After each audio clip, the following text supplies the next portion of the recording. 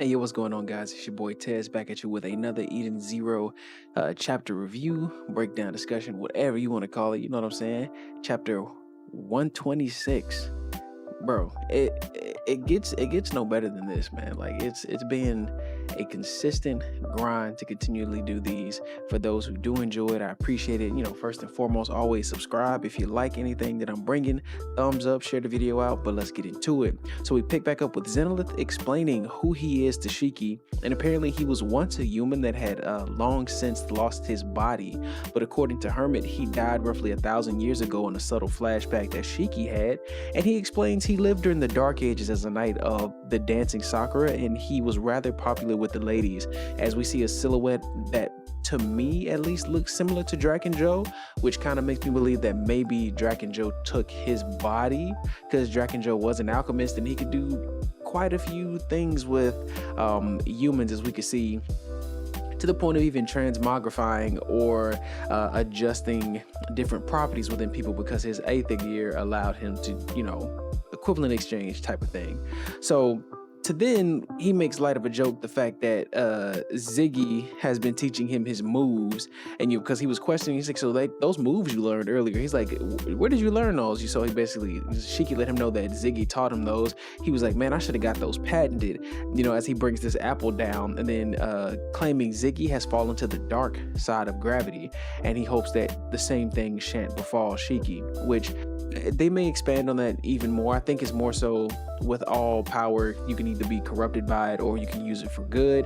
And in this case, we don't know, because of things with Rebecca, as she's leaped, I think maybe twice already now. It's changed some things with certain folks, because if you go back a couple chapters, you can look and tell the Shiki from the previous jumps was not able to actually do the awakening until like that one jump she did, and he actually could awaken and fought Draken on equal but subtle footing. Though he did have the pseudo awakening, or like the release earlier at one point, which I thought was pretty cool, which I'm looking forward to seeing someday when the anime comes out in April, you know what I'm saying, when we start talking about that. But we get further back into Elsie and Justice, who seem to be battered from the battle, still going on about 3 chapters now, which I can't complain about, as one of Elsie's men tries to get her out of there. The guy's back up top, kind of confused about, the gravity and everything that just happened. In Victory, we can see him now in this hulking massive form, which I'm assuming is part of his Aether Gear awakening, and he almost squashes Hamura, but she's then freed by Creed, which we know that's her new bae. You know what I'm saying? Creed he's got a crush on our girl, so that's nothing to it. I would imagine he would try and save her. You know what I'm saying? So as Galwan and Hyoga have words with Creed and Victory, they're still basically butting heads on who is who isn't the good guy, who isn't the bad guy, all while Hamura is even more confused because she doesn't really understand what's going on. But then we get sight of Rebecca, Happy, and Pino, and the others who rescued that child from the last chapter, and they basically appear out of nowhere, and Hamura hops her back at the cycle and takes off with the crew. She's like, I'm getting up out of here. But, before she leaves, she thanks them for helping her, and we don't really know who it's directed in, but we can see Creed subtly blushing, as my man, like I said, he got it bad for some Hamura, so he may be her future love interest in the, who knows? We just don't know yet. So the child who's riding with them is basically searching for her friend Mimi, who, we know, guys, that's the little robot that from the picture that we see of her holding on this phone was a little robot who was destroyed. And, to Rebecca's dismay, she can't really bring herself to say anything about it overall. And I can understand that. I can definitely understand why she wouldn't, because how do you explain to a little child that you basically one-offed her friend, because the child even noted that a lot of things were happening with the robots, and things were, kind of weird, and who's to say how she would have taken it. So it is what it is, kind of up in the air type of situation. And then Hamura is still kind of trying to figure out who is this child. She's trying to figure out who the child was. But then we get back to Elsie as she's escaping, and Justice is still claiming she won't get away, but more so that the fact that he's still going to be the one to end her, take her life, and all that. And it's kind of like where Elsie, she kind of plays this hard to get thing, saying, like they're both beaten up, they're both battered. Why don't they just continue this fight another day, unless it's more to it than just a fight, that maybe he wants to continue the kiss. And I mean, like, hey, if he does, he does. My man's got it bad too. I don't care how much it seems bad now. I think later down the line it may work out. Now, if I am wrong, call me wrong, but I feel like just somehow that their whole ordeal is going to be hashed out, or there's going to be something that brings them back, even if it's just for a small moment, to where peace is, settled, or differences are, washed away. I don't think they'll remain such as the story continues out further in down the line. And as she parts, a woman appears before Justice, claiming that, she would have expected nothing less of Elsie, because Elsie is just who she is, being a monster in her own right, and that this woman is kind of afraid to see what she may be capable of in 5 to 10 years. Who knows what she could do? She's already a threat on a galactic scale. Like, they don't deem her as something minuscule or tiny. Elsie got some weight behind her name. Like, when you say Crimson, like, they be like, oh, you mean Elsie? Oh, like some Voldemort type stuff. I'm just exaggerating, but that's just how I like to think about it. So yeah, and we also find out that this woman is Holly. Holly's on this hologram too, but like Holly looks good. We don't know much about Holly yet, but Holly looks good. She's also a part of the whole group that Justice and everyone else belongs to. So we get back on Eden's.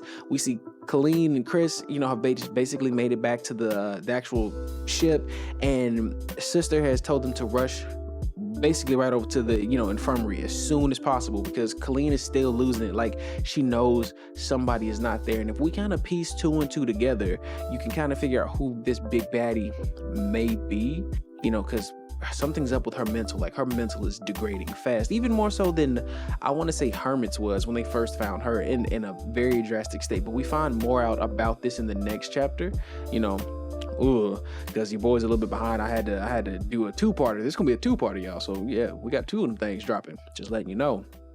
So Chris, basically begs sister to help his sister, and like whatever organs or any parts he has left, just whatever it takes, he wants to make sure that his sister is safe. And sister lets him know that she will help her because that's basically her job. But we get back over into our fight with creepy Dr. Muller.